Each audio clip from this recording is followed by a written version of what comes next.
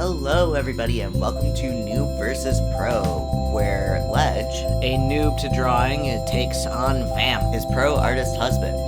Hello, everybody. Welcome to another Wednesday of Noob versus Pro. Today is kind of a somber but a special day. Indeed, it is Juneteenth. So if you don't know what Juneteenth is, it is a day in history that is very important. It is the day that slavery was actually struck out in Galveston, Texas, in 1865, 2 years after the Emancipation Proclamation. And I'm going to say, I personally have never heard of Juneteenth until my adult life well into my 20s. It was just recently made a federal holiday, if I remember correctly. Some places celebrate it, other people's have no call out at all to it, no recognition of it. Today we actually wanted to take the focus away from us, and we wanted to use our voice and our position of privilege in order to really call out any kind of black creators that we look up to or that we view and say, hey, their work is fantastic. It really doesn't matter the color of your skin. You are talented and phenomenal and an incredible person.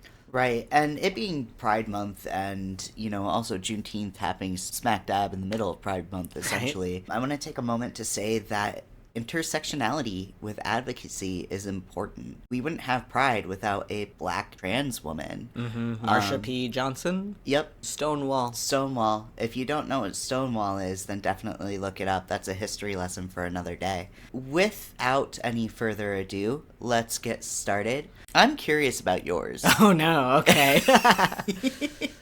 Okay, well, we'll start with mine then. Alright, so to begin, I was looking at, and I was trying to figure out what I wanted to do, what I wanted to make, and, Nice use of your shape tools. Yeah, so I was really battling and trying to decide who I wanted to feature, and so I had a couple of different ideas. I had Marsha P. Johnson as one, and then you kind of called out, the dead really don't need our voices, and we don't, need to really uplift their names, because there are still current people that need that uplifting right now. And so I was like, okay, who do I want to do? What do I want to do? And so I kind of was battling back and forth between the actor that played Anansi in American Gods, because that character of Anansi and that actor really portrayed this passion and this frustration in the unjustness of the world so well.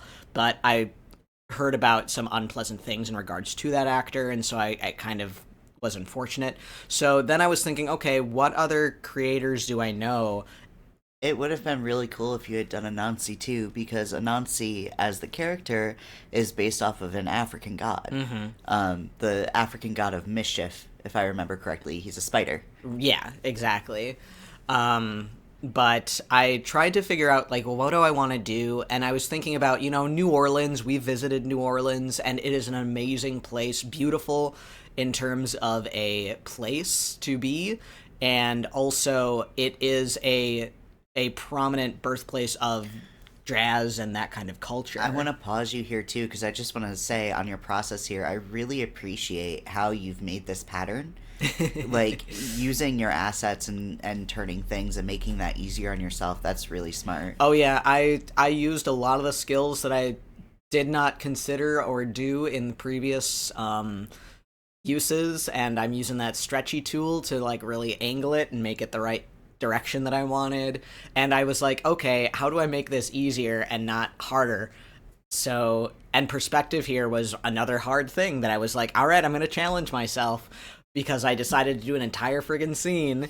And so this is going to be a balcony within New Orleans, and the balconies there have all these wrought iron, beautiful designs, lots of flowers, lots of leaves and plants and things. So I was like, oh no, how do I design this entire thing? So I go through a couple of little ideas and honestly stick with what I decide. And here's the cool feature, or the wrought tool. Iron. Yeah, and the tool that allows you to make duplicates and double it so that you don't have to try to do the symmetry tool. Yep, symmetry. That's what it was. Yep. And so I end up with this design, and This is really nice. Well, thank you. I realize now and later that I should have colored this before I duplicated everything, because now I have to go back and eventually recolor everything. But I was trying to size it up, figure it out, and make it so that they were kind of equal, so that there were 4 across, so that it was a fencing or a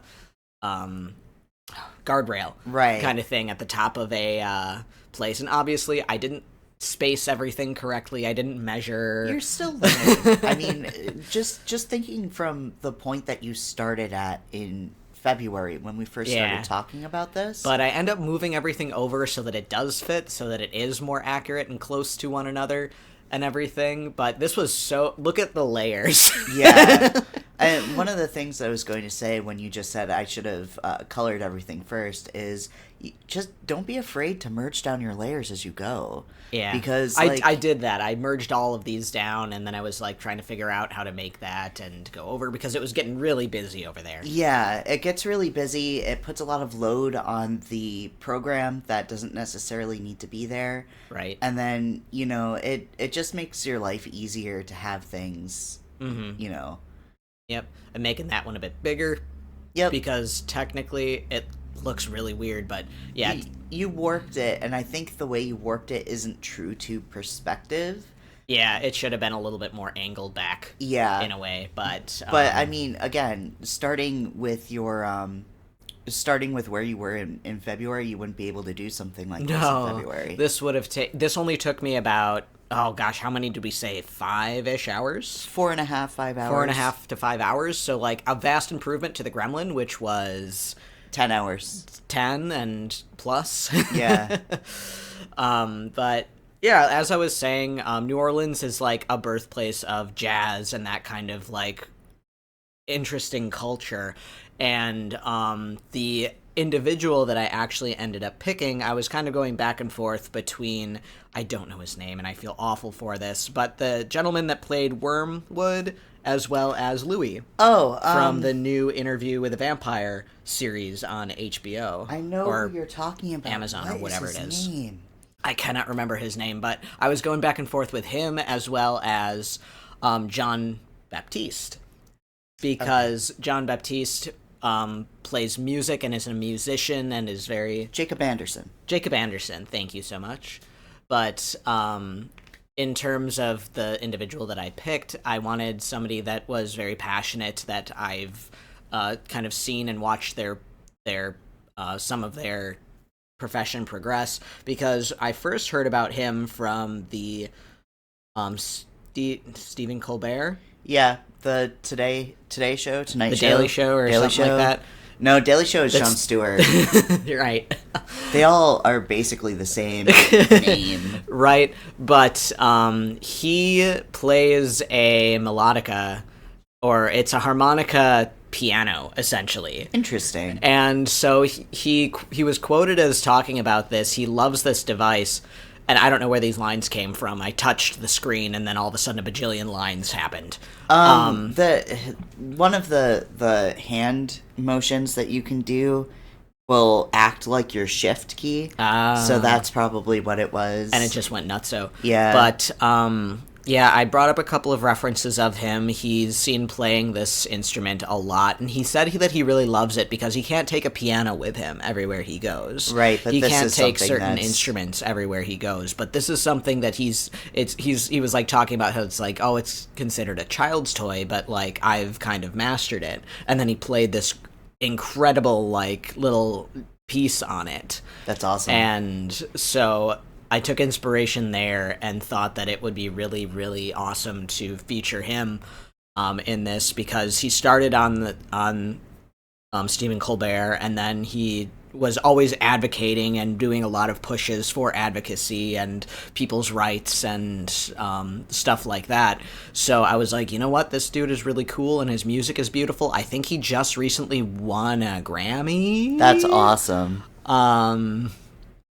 I could be wrong, and I'd feel real bad about that, but no, he won an award recently for a music video, for certain music and stuff, and like, yeah, just listening to some of his pieces. You heard me listening to some of his pieces while I was working on this too. Yeah. And he has such amazing style too. Like, I look at him, he is so sharply dressed, he is a gorgeous individual, and just like, man, if I could like dress half as sharp as this guy.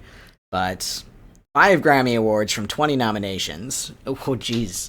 Yeah, he is He's very talented. he is so talented, and he's like showed how music can evolve and switch genres and just be transformed just by a few little things. Like, he was playing for Elise, and then he added jazz spin to it, and then he added like a blues spin to it, and you could still identify it, and it was still incredible. But like, man, it was just so cool. And musicians, I have not a musical bone in my body. Like, I jokingly run into a room and like scream lyrics if I just happen to barely know them, and be like, "Hey, I made a musical reference. Be proud of me." He does. He's not lying or exaggerating. So yeah, he was a shoo-in for that. I was thinking maybe do 2 different people, have Jacob Anderson on one of the other little outcroppings and stuff, just kind of listening.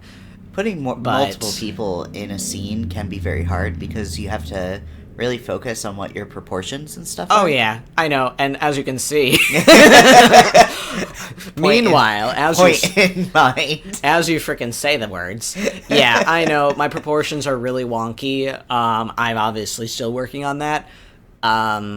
But yeah, and also hands. There is a distinct focus on the hand in this piece because he is playing an instrument.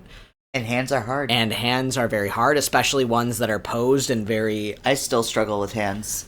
Posed in positions that you don't typically really think about or imagine. Exactly. And also manipulating objects that are unusual that maybe you don't necessarily know or understand how exactly it's being held or things like that. But, no, his, like, all the pictures that I saw of him, he was, like, in this sleek suit, and, like, bright colors, gorgeous colors, like, bright yellow, bright baby blue. I think the one that he wore when receiving his Grammy had, like, these interesting, like, intricate patterns, and it looked like it was snakeskin, but it was, like, just glistening and beautiful, and more yellows and whites, and so I was just like, man, this guy.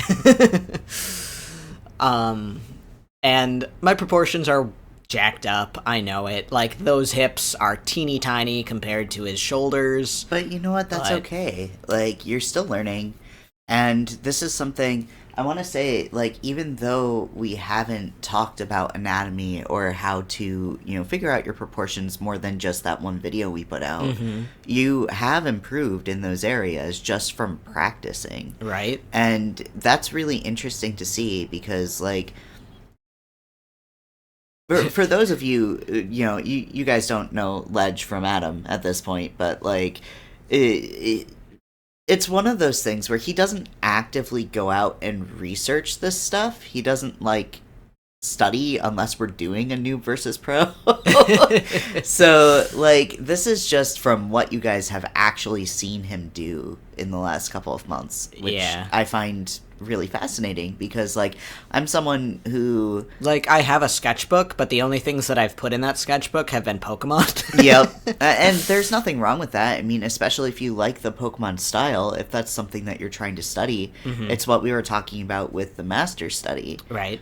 And here's the thing that I like looking at it now, like, adding that dark, deep outline is really interesting, and I'm glad that I went back and actually took the time to do that. That's actually something that pros do. It's a visual weight. So, like, one thing that you did that pros would probably do differently is that you did everything one singular line weight, whereas people will tend to, like, where there's a lot of light or there's not a lot of weight, like actual gravity hitting a character, it'd be slightly lighter, but still thicker than your internal lines. Now, I was having a lot of hard time with the hair because I was like, oh man, he has I don't know what they're called, but they look like dreads that are short, but and they're tip dyed, so they're a lot more orange. And Hero was trying to figure out how to make the wrought iron not bright ass orange.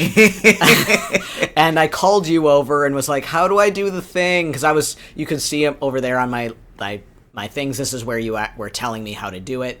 But I was like trying a couple different things. I'm like, I remember that I had to do something here and I had to make some sort of mask or something. But you showed me and reminded me how to do it. And then boom, they're all nice and black, so the wrought iron. And that takes 5 minutes. And this is the point where I went, oh no! And in the end, I was like, I'm going to deal with that later. I'm going to clean up some other lines first. And I'm going to deal with that later, because I don't have the fortitude to do that right now. And then I was like, oh, okay, we're going to go back to Jon Batiste and focus on him a little bit and figure that out. Just kidding. So yeah, this was where I was kind of like talking to you, being like, oh no, I've done this thing to myself and I hate it. And I was like, well, I guess I could copy and paste it all again and overlay it over top of everything again. That would have been easier and faster and look a lot nicer and cleaner.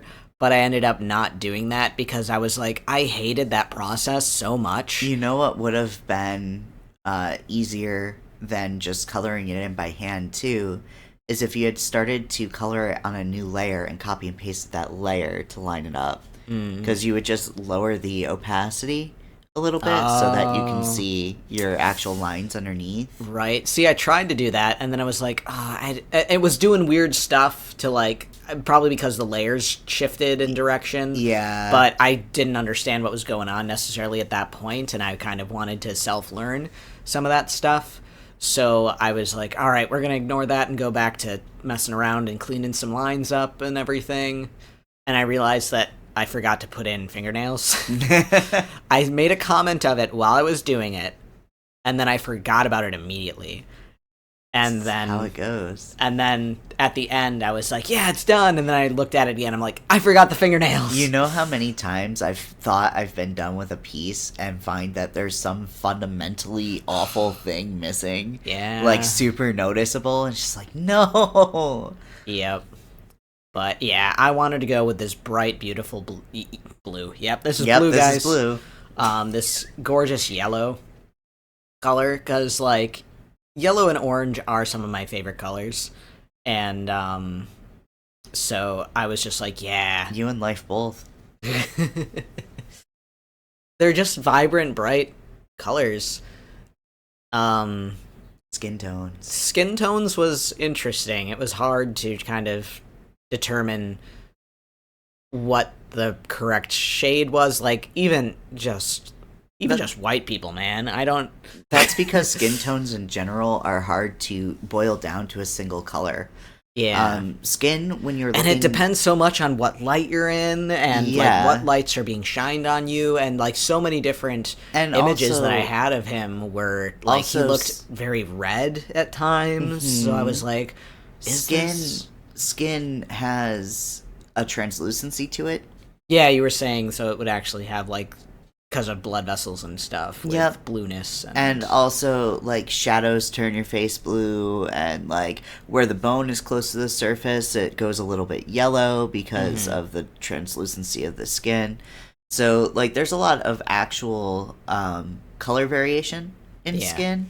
It's something that you can avoid in graphic styles like what you've done here pretty easily. You just have to be careful to not go too saturated with your skin. Right. And I think you did a pretty good job picking a color here. Yeah. And so I ended up just going, you know what, I'm just going to fill them in, and that makes it, like, a lot more gross, I could see, just by, like, changing that and flashing those. Yeah. Because I accidentally ended up hitting the lines every once in a while, and then that adds, like, a little barrier. See, you're not happy with the skin tone here. Yep, this is where I kind of, like, shifted it to a little bit more of a reddish Good call hue. Using your hue saturation sliders. And you've got your materials here. Yep, I asked you about making those patterns because I was like, you know, I want this pattern on this outfit. Because his like I said again, like, he had such amazing patterns and stuff on his on his clothes that I was just like, dang, this is gorgeous. And the reference that I was using for the balcony had a brick backdrop and a brick wall. Okay. So I was kind of like, hey, I don't have to make bricks. I can just cheat and fill these things in and do this stuff where I don't have to work that hard because, hey, I'm learning and trying to figure this stuff out, and angles are a thing. Yep. And I think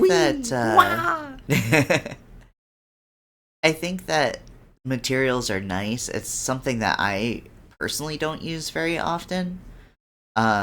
Mainly just because, like, I've pretty much made, brick patterns and stuff like that, and I find that when you are doing something like brick or something like that, it's actually more effective if you don't have every brick drawn.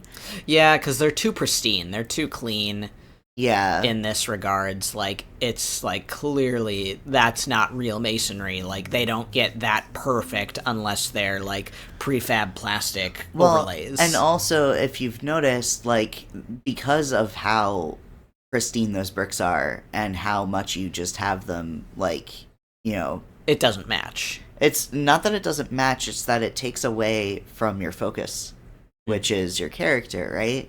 So, like, if you were to have some of the brick, like, more defined right behind him and then kind of faded it out, that would be more effective. Yeah, the focal points and stuff. Yep. And this is all stuff that, like, we'll eventually talk about and stuff. It's just, And I actually ended up naming a lot of my layers, too, and I got confused here, because I'm like, no, I don't want that under that. I want that on the actual melodica or whatever it actually is called, and I was trying to figure out how to move it and shift it so that it was there, and I was just like, okay, it's there, I don't care. So I used like 3 different patterns and materials on this, but otherwise everything else I think was just me. Yeah. He has a gorgeous watch and then the black shirt underneath. You put a lot of work and detail into this, and I really like what you've done with it. At this point, I got very confused. I'm like, where is this? What is this? I'm so confused, I'm just going to leave it. It's small enough that it's not a detail people will see, and if they do, well, you guys need something else to do with your lives. Yeah, and just kind of filling these things in. And I didn't do any kind of shading at all, and I'm pretty sure this was the final bit other than filling in these pieces here. Okay. These ones I actually cleanly went in and filled in, which I think because the background at this point was making it hard to fill them, and I noticed that little corner there and that little schmutz there. Yeah. But yeah, you can even see with this close-up how, like, janky the fill tool made those bars. Which, the fill tool, this is why I don't like the fill tool. I think it kind of works with a wrought iron thing because it's been eroded, degraded, so it's kind of going to have that, but it's unclean. Like it. Yeah, it's not nearly as pristine and nice as what it originally was, so it was kind of disappointing to see how badly it kind of degraded those lines. And I understand how and why it does that, because... Well, it's a learning curve, next time you won't use the fill tool. I probably will. It saves so much time. But yeah, like with the whole idea of copying and pasting those layers and lining them up, that would have been so much easier. It would have been faster in the end. But like, it was just such a hassle to do it originally with those original lines that I was like, yuck. Yeah. But yeah, I'm pretty sure that was it for my piece, other than, oh nope, I forgot, I wrote out some words. And this was when I asked you, what are the Mardi Gras colors? And what am I gonna say? Music heals souls? No, that's kind of cheesy. And we'll lower this down here, so... And I was thinking about what he said about his instrument and how he can't take his piano. I misspelt you as Y-O-Y there, so, dear God. But yeah, take music with you. I like it. Yeah. And there's so many different things that can go into that, taking it with you in your heart. People tend to draw inspiration from music, so doing what you want to do. I think this is your first time outside of the Gremlin where you had a reference, like a one-to-one reference, where you've actually tried to do something in perspective. So right. This was a really good attempt, and I think you should be proud of this. I like the wrought iron in terms of, like, sizes. He's probably about the size of a human would be on that kind of a balcony. Yeah. Honestly. His shoulders and his head, very much too large. Yeah. But I think the balcony would have stopped probably closer, like, belly button height as opposed to mid-waist. Mm-hmm. And I think he also grew up in New Orleans, too. I was gonna ask why New Orleans, aside from music, because, yeah, New Orleans does have that heart and soul of music. When you go to New Orleans, especially in the French Quarter, everywhere you walk, there's jazz happening at any given point. It's a really interesting and lovely vibe. So I basically went the opposite direction as you. I did no background. And I did black and white with plenty of shading. So hey, I mean, that's gonna be cool to see the dichotomy of it. So right, I know that it's hard to see my sketch lines. I'm sorry for that. I did try to darken my sketch lines this time because I know that sometimes it's hard to see what I'm doing on screen. Mm-hmm. But this is Ryan Benjamin.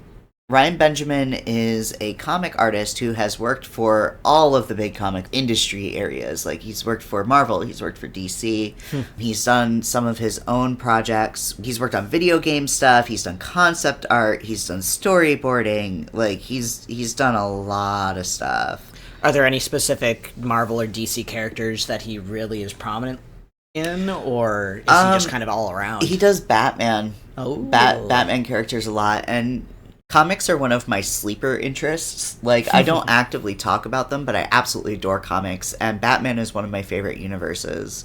So I actually found him through Proco. Proco is an art learning website that was started by Steve Prokopenko. Oh, that's a fun name. I know, right? But Ryan Benjamin was talking about how to pencil and how to do inks on Proco's website, because they talk to a bunch of professional artists. He does pen and ink and digital. So one of the things that I did with drawing this, I actually, after I finished my pencils here, I did his drawing style, his drafting style, and I tried to do the drawing that way. And I found that it did actually go very quickly. Oh, cool. Which was really neat. It's hard to set up. So this was it was also an homage to his style, too. And, exactly. Like, giving his style a try. Because, like, he does do colored stuff. Like, his creator-owned comic on Webtoons, that's Brothers Bond. And that's stuff that he colors, but, like, he's known for his inking. Those are very... He's really, really good at what he does. Oh, absolutely. Like, looking at that piece, like, that is... Yeah. Some thick ink, and that's like gorgeous clean lines. Yeah. Just like I want to point out that I used one reference for this, and it was a black and white picture of him on DC's website for his artist picture. Oh. So, like, I was like, all right, you know, I only really need one reference. I'm mostly going for this black and white. You know, if I can get a good likeness, then I'll be happy with that. Sure. And I was gonna say too, I love the pose. Because, like, it's, like, action, it's very, like... a dynamic superhero pose. Yeah. And you can tell, fun. Like, I had some issues with anatomy and proportion here. I do move things around a lot as I'm working. Oh, yeah, well, I mean, those kind of... Like, you have an idea of what a human body looks like in your head, and then when you look at a picture, it's like, how is that body even making that shape? Exactly. Kind of thing. Like, it's incredible, like, the shapes and angles that bodies can go to that feel like they make sense, but then they don't feel like they make sense. Exactly.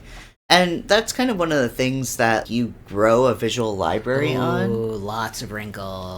This is my jam, you know this. I'm all about detail, so... Right, and sometimes the wrinkles get too obnoxious that it's like, okay, that can't possibly be that. Yeah. But, you know, you're looking at something, it's like, actually, yeah, there's a lot going on here. And it's up to you to translate that into something that's actually designed so that it's not, like, yeah, it might not be realistic to what you're looking at, but it looks nice visually in the drawing that you're doing. I redo this hand like 18 times. Right? I liked it the way that you were going with the first time. honestly, But it was too small. yeah. And that's kind of the It still looks a thing. little too small, but that's Yeah, I come back to it. proportions again, and Yep. foreshortening, and And I mean, it goes to show you, like, characters again are my weak spot. I've been doing a lot of characters this year, and I feel like I've gotten a lot better at it. But they're very much my weak spot still. I need to do more practice with anatomy. I need to study more posing. And I do want to say too, like, even if you're a professional artist, it is very much a thing that some of these things that we do, like anatomy, dynamic posing, style, those types of things are all lifelong learning. If you ever feel like you are completely done learning something, you've plateaued and you need to reassess. even as an actor, I'm the most experienced actor in our troupe at this point, but I'm still learning stuff throughout every show, and still needing to be directed and guided by the director and other actors and stuff too, because you're not the above all end all, you're not the superhero in the Exactly in the series. And I want to say too, like, it's not an insecurity to feel like you still need to learn. It's actually a strength, because if you ever feel like you've plateaued, that's when you get half-assed and sloppy. If you ever go like, oh, there's nothing left for me to learn, then I don't know what to tell you. Right. You're a little arrogant there. Yeah, a little bit. Ooh, and now we're gonna have really solid colors and inks like that. If you take a look at my layer palette on this side, you see how it's got that little ball? Yeah, so the way that I set this up is there's a layer effect that you can do in the layer properties thing, which is above my layers here, where you set your expression color. He sets his layer to grayscale so that it only works in black and white. And then you put a black line down and then a white line down, and then you click just the black for that to be your expression color. Sure. And then your white lines work as an eraser. So instead of switching back and forth between eraser and lines, you can just switch your color. So it actually wound up being a lot faster. And then I was able to do some hatching in white to erase, so that it gave a more thick hatch. Oh, sure. And that worked really well. Oh, this looks so very different already from stuff that you've made, that it's like, this is really cool. And it's funny because it's like, for the last several episodes, we've done like style-related studies. Right. And so, like, to see another one is just really cool. Well, and I've already been pretty confident in my line work lately, because for my personal work, I've been working on illustrations for Tales of the Night Garden, and those are black and white line art illustrations. Sure. And I've been doing a lot of cross-hatching and black and white high contrast stuff, and it's been a lot of fun. So that kind of empowered me to try his style a little bit. Right. And it was honestly really fun to do. It's like just such clean lines and those cross hatches, and that's like a thing. Like, I really love that style of shading and that just comic book look. I don't read comics, and I really don't have any passion or interest in reading comics, so it's like I love the style, but here I am changing things again. hey, if it's needed. Yeah. Very cool. Yeah, and I'm just kind of trying... So all of what high contrast black and white inking is designing your shadows, right? You have to boil your shadows down into shapes, and you have to figure out what is going to most translate the light into something that makes sense. Sure. And I was a little bit heavy-handed with my shadows and stuff here, largely because I knew that I wasn't adding color and it was going to stay black and white. Okay. If I was to actually add some color to this, I probably wouldn't have gone so heavy-handed with my blacks. But it's so cool, though. Thank you. You know that every so often I'll go off the wall about a comic that's come out and, like, go and buy it immediately, but... Yeah, we were just at the comic store in town here, and you were like pointing out ones like, this is him, this is the guy, and I was just kind of like, oh man, I want to sit here and just kind of look at it for a little bit. Yeah. And Yeah, it was really cool to see. Yeah, I really just love his art style. You know, it's inspiring to me to see someone who is just so gung-ho and serious about their work. Because listening to him talk about what he does is just, it's a lot really of passion cool. there. Yeah. And he's got a YouTube channel, and he's got an Instagram and stuff, and he's also, you know, taught on Proco. So, like, I will link his stuff below.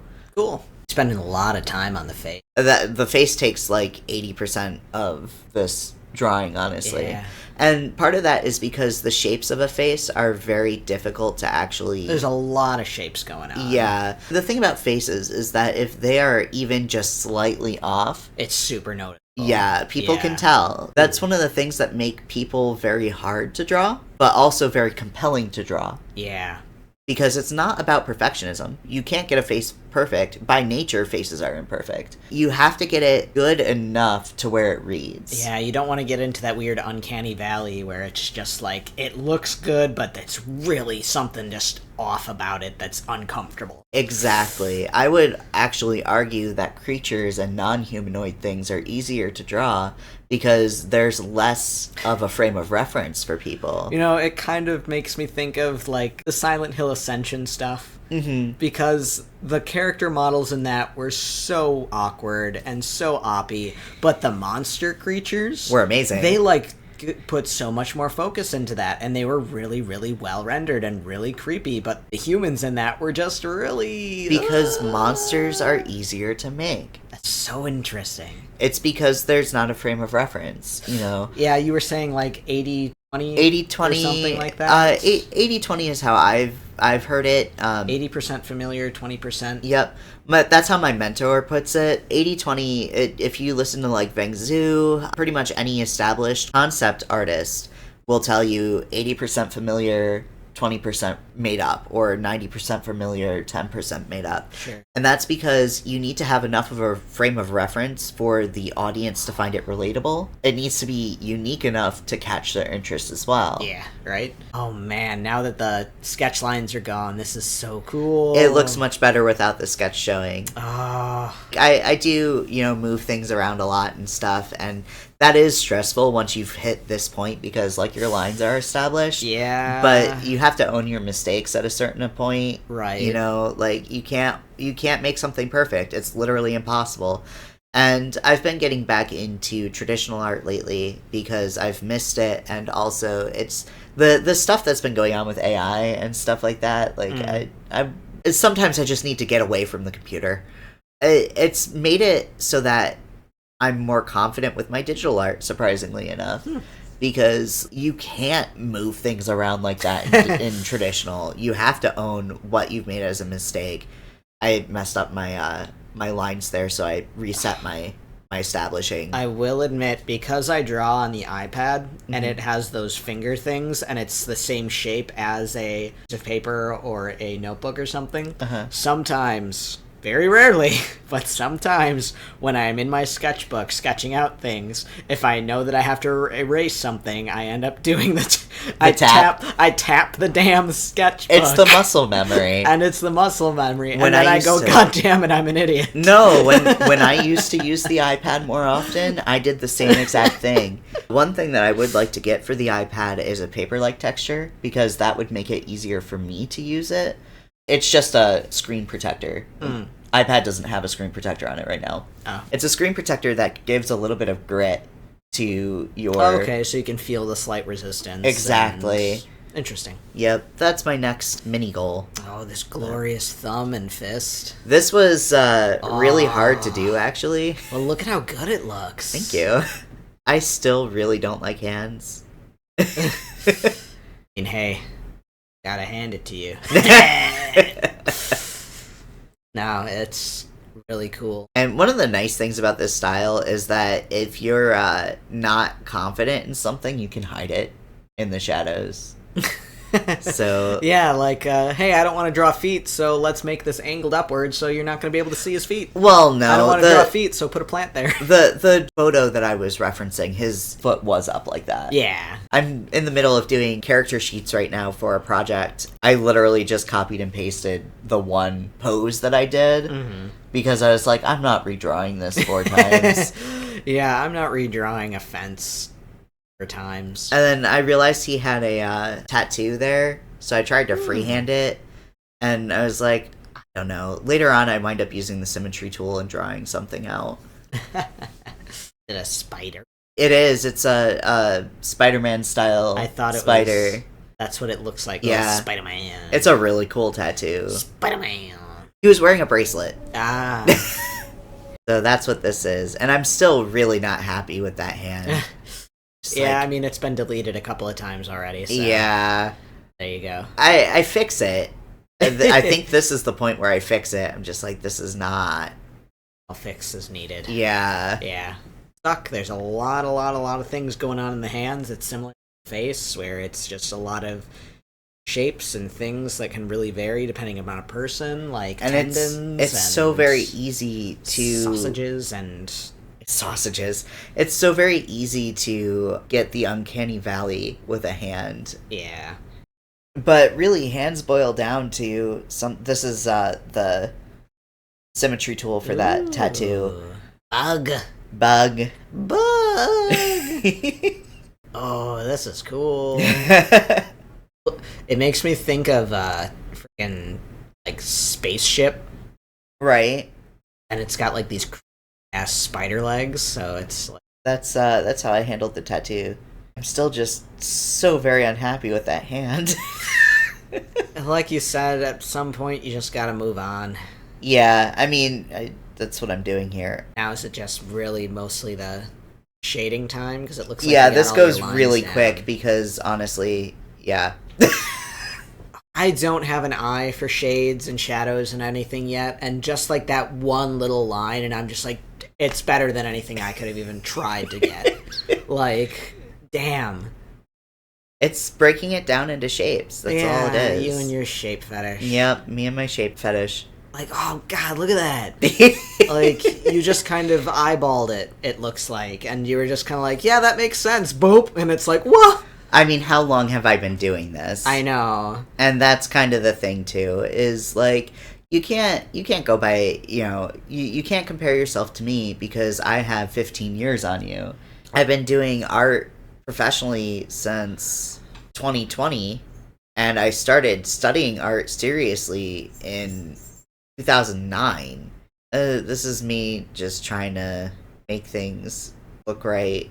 The cross-hatching is interesting. I've noticed that it's like any time that there is a long line, it's to help soften the shadow. Yep, it works like a transition. Yeah, oh. That is so cool. And in some places you leave just the hard shadow because the light is stronger. And I will say, like, in the reference photo, he had, like, RoboCop on his his shirt? On his shirt, and I just was like, I'm not drawing that, so... Oh, yeah, that's a whole other character. Yeah. And also to, like, get the wrinkles in with a face and a body and stuff, especially with RoboCop, like... I don't know if it was RoboCop, it was just... It was some machine or something, so... Some machine, must have been RoboCop. I'm excited to just see the finalized piece. Hi, William. These kind of shapes, I struggled a little bit with, I think you can tell. Yeah, they feel a little bit different. Oh, it's because it's loose fabric, and when you're doing something that's not form-fitting, it can be both a blessing and a curse, because, like, it can be really nice to not have to follow the form, but at the same time, it's got its own completely different kind of shapes and measurements and stuff, so... And, like, to me, it feels weird that that side would have shadows on it, because, like, your light is coming from, like, the left. The light was coming from behind. In front, was it? Yeah. Okay. Behind and kind of to the left. Yeah, definitely forward the left. Yeah. So it was an interesting reference picture. Like, I didn't really change anything too much in terms of, like, the light source or anything. I just kind of did a 1-to-1. So if you would have done color, would you have just done, like, one singular color and made it, like, a real... I probably would have just done flats. Flat colors, maybe brighter colors, mostly. Because I know sometimes they add in, like, a singular color to really add, like, a focus and be like, this is an important... Like, just the tattoo, if his tattoo had a color, with it being His Spider-Man, tattoo is black and white. Okay. Or, like, his glasses or something. Glasses, No. or the hat, even. Black frames. Man! It was a Boston Red Sox hat, so it was a navy blue hat. Uh-oh, Boston Red Sox. Is Yeah. that, like, against your religion or something? Being from New York, how does that make you feel? It makes me feel like he's a Red Sox fan. Hey, the Mets, baby! Oh, God. I don't watch sports ball. Oh, and then I decided that I didn't like the Ooh. white, so I did a black background. Oh, and then you just kind of curled around him? Yeah. Kind of... Yeah. Now, with his comics, like, with this style, it doesn't look like it would be pow, bop, zam, pow, blam kind of goofy comics. This one seems like it's a lot more dark, sinister. Right, dark and gritty. Gritty. Is that about right with the style? I'm sure that he doesn't necessarily get to choose, like, how the Yeah, people tend not to be able to choose. outlines and Yeah. the layout of the things go, kind of give you the shape and say, hey, this is the story. Well, I mean, that kind of fits into the Batman comics pretty nicely in general, because Batman is a dark and gritty comic, even though it's got those, like, pow, bam movements. But that's more of, like, an era of comic, I think. Yeah, that was, like, very much early Batman, like the goofy Batman where it was Yeah. the bright purple and But that was it. the choice to make it a black background and give him that white outline. You like those white outlines. I do. To be honest. That is an aesthetic choice that I really enjoy and tend to put on a lot of things to make it feel more graphic. Yeah, I think it helps define it. I think that in some places the white outline is too thin. Yeah. So it's kind of unfortunate there. Oh, this is really cool. Like, I think up kind of near where the eye is, and some parts of the hand where it gets really close to the skin is a little bit, like, almost touching the lines. Yeah. But this is cool. I think my favorite part is hands down the face and actually that back leg, because I think that reads very well. Oh, I love the hard shadows in the shirt. Yeah. And just, like, yeah. I think the front leg is the weakest shading bit for whatever reason, but, like, the shirt and, like, the face, so cool. Oh my gosh. And you even signed it? Look at that, you professional. Yeah, I've been trying to sign my work more and more because it's a good habit to have. Well, there you have it. 2 pieces to try to honor individuals, creators, masters of their trade that we respect and look up to. Oh my gosh. Yeah. So cool to see these pieces come together.